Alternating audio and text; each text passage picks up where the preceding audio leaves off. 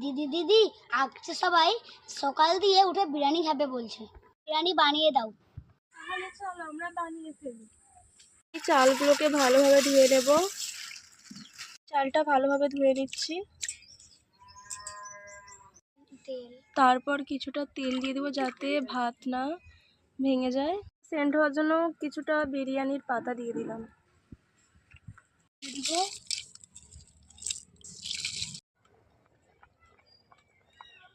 পেঁয়াজগুলো কোচানো কমপ্লিট হয়ে গিয়েছে।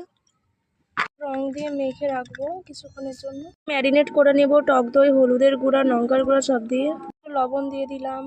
অন্ধকার হয়ে গিয়েছে এখন। তেল দিয়ে দেব আলু ভাজার জন্য। আলু ভাজতে দিয়ে দেব ধীরে ধীরে ধীরে।